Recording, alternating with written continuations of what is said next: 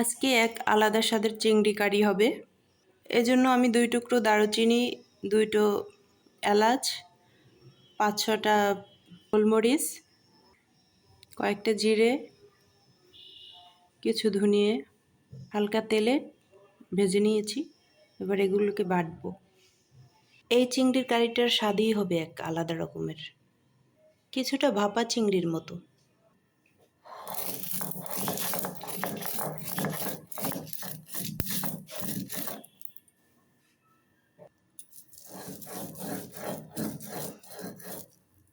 চিংড়িটাকে marinate করে 10 মিনিটের মতো রেখে দেব। লবণ, হলুদের গুঁড়ো, মরিচের গুঁড়ো, বাটা মশলা। সর্ষের তেলটা একটু বেশি পরিমাণেই দিতে হবে।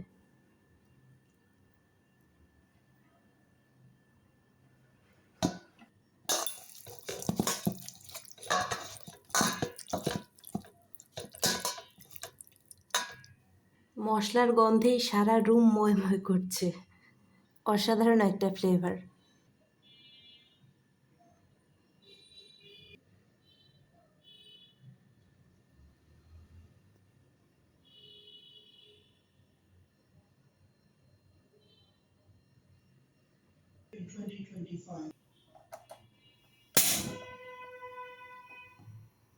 কড়াই গরম হয়ে এলে চুলায় কড়াইয়ে কিছুটা সর্ষের তেল দিয়ে দেবো।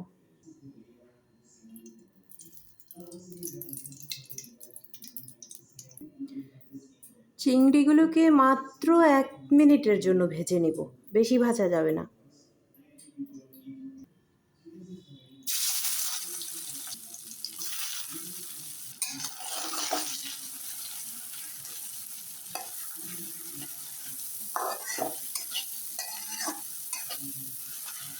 এবারে গরম পানি দিয়ে দিচ্ছি।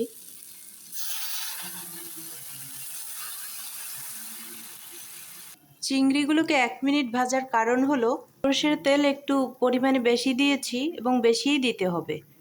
এই সর্ষের তেল থেকে যেন বেশি পরিমাণে কাঁচা গন্ধ না আসে। কাঁচা গন্ধকে অ্যাভয়েড করার জন্য মাত্র 1 মিনিট ভেজে নিয়েছি। তাতে সুন্দর একটা সুস্বাদু হবে চিংড়িটা এবং খুব বেশি কাঁচা গন্ধ আসবে না। চিংড়িগুলোকে ঢেকে দিচ্ছি। এই রান্নাটায় মরিচের গুঁড়া পরিমাণে একটু বেশি ব্যবহার করতে হবে। বাজারে যে গরম মশলা পাওয়া যায় সে গরম মশলার গুঁড়া, জিরার গুঁড়া, ধনিয়ার গুঁড়া তাও একটু একটু করে আমি এ পর্যায়ে দিয়ে দেব। তাহলে খেতে আরও বেশি সুস্বাদু হবে।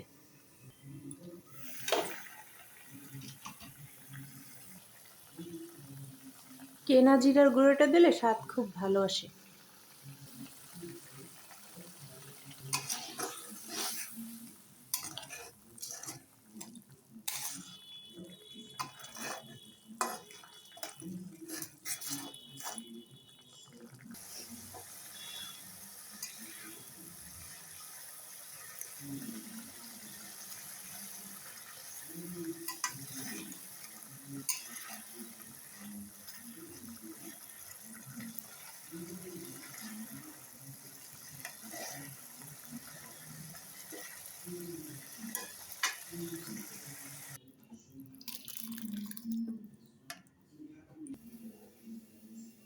ফোড়নের জন্য তেল দিয়ে দিচ্ছি কড়াইয়ে।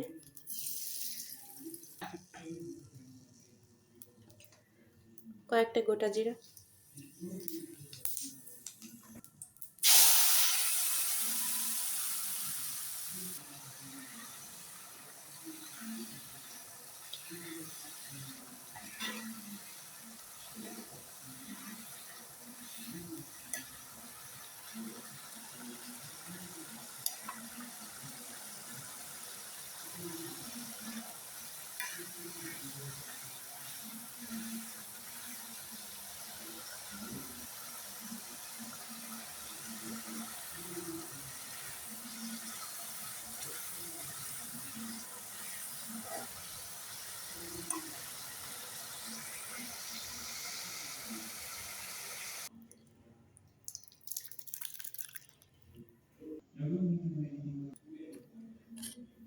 দেখেই বুঝতে পারছেন কতটা লোভনীয় হয়েছে।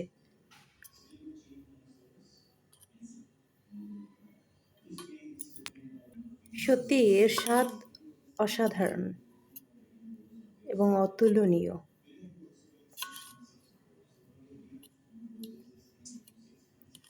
বাসায় তৈরি করে দেখবেন।